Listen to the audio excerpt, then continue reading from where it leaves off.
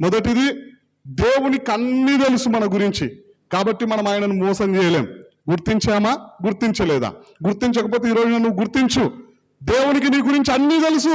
నువ్వు ఏం ఆలోచిస్తూ ఉన్నావో తెలుసు, ఏం ఆలోచించబోతున్నావో తెలుసు, నువ్వు ఏ పాపపు పనులు చేసావో తెలుసు దేవునికి, నువ్వు ఏం చెయ్యబోతున్నావో దేవునికి తెలుసు, నువ్వు మాట్లాడక మునిపే ఏం మాట్లాడాలనుకుంటున్నావో దేవునికి తెలుసు. జాగ్రత్త పడు, దేవుణ్ణి మోసం చేయలేం.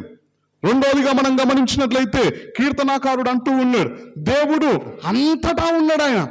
ఆయన సన్నిధిలో నుండి మనం పారిపోలేం, ఆయన దగ్గర నుండి మనం తప్పించుకోలేం.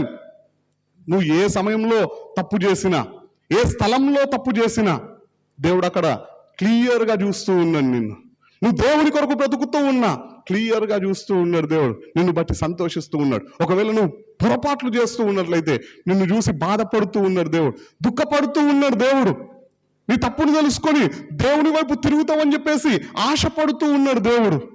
నీ గురించే ఆలోచిస్తూ ఉన్నాడు దేవుడు. మరి రోజున నువ్వు దేవుని గురించి ఆలోచిస్తూ ఉన్నావా? ఒకసారి మన జీవితాన్ని మనం పరీక్షించుకుందాం. మూడోదిగా, దేవుడు విశ్వంలో ఉన్న ప్రతిదాన్ని సృష్టించాడు. అందులో నిన్ను దేవుడు తన స్వహస్తములతో నిర్మించుకున్నాడు. నీకు విలువనిచ్చినాడు దేవుడు, నీ కొరకు సమయాన్ని కేటాయించినాడు దేవుడు. మరి రోజున నువ్వు దేవుని కొరకు సమయాన్ని కేటాయించుకుంటూ ఉన్నావా? దేవునికి విలువిస్తూ ఉన్నావా? దేవుని కొరకు బ్రతుకుతూ ఉన్నావా? దేవుని సాక్షిగా జీవిస్తూ ఉన్నావా? ఒకసారి మన జీవితాన్ని మనం పరీక్షించుకుందాం. నాలుగోదిగా, మనం ఆరాధిస్తున్నటువంటి దేవుడు న్యాయవంతుడు.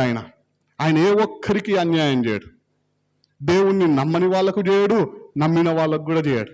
అందరినీ సమానంగా చూస్తూ ఉన్నాడు. అందరి పట్ల న్యాయాన్ని తీర్చడానికే ఉన్నాడు. ఎందుకంటే ఆయన్నే న్యాయవంతుడు కాబట్టి. న్యాయాధిపతి అయిన దేవుణ్ణి మనం ఆరాధిస్తూ ఉన్నాం. అన్యాయం చేస్తే తప్పించుకునే మార్గమే లేదు.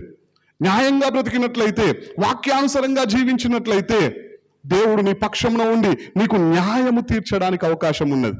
దేవుణ్ణి ఈ విధంగానే గుర్తించామా?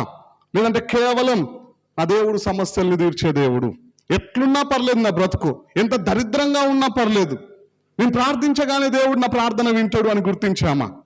దేవుడు ప్రేమామయుడు, నేను ఎన్ని పాపాలు చేసినా సరే దేవుడు నన్ను ప్రేమిస్తూనే ఉంటాడు. ఎందుకంటే ఆయనలో కోపం లేదనుకుంటాం మనం.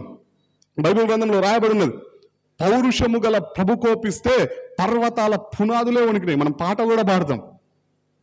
దేవుడు ఇంకా కృప చూపిస్తూ ఉన్నాడు. అంతే, ఇక్కడైనా మారుతావేమో, ఇంకా కొంచెం సమయం ఇస్తేనైనా మారుతావేమో, ఇప్పటికైనా బుద్ధి తెచ్చుకొని ఆ పాపపు జీవితం నుండి వేరైతవేమో, దేవునికి అనుకూలంగా జీవిస్తామేమో అని చెప్పేసి దేవుడు కృప చూపిస్తూ ఉన్నాడు, అవకాశం ఇస్తూ ఉన్నాడు. అంతే, దేవుడు పాపాన్ని అసహ్యించుకుంటూ ఉన్నాడు. ఈ రోజున ప్రేమను చూపిస్తున్నటువంటి దేవుడే. నువ్వు పాపాన్ని విడిచిపెట్టకపోతే తీర్పు రోజున నిన్ను నరకంలో పడేస్తాడు. జాగ్రత్త పడు, ఈ విషయాన్ని గుర్తించుకో. దేవుడు న్యాయవంతుడు.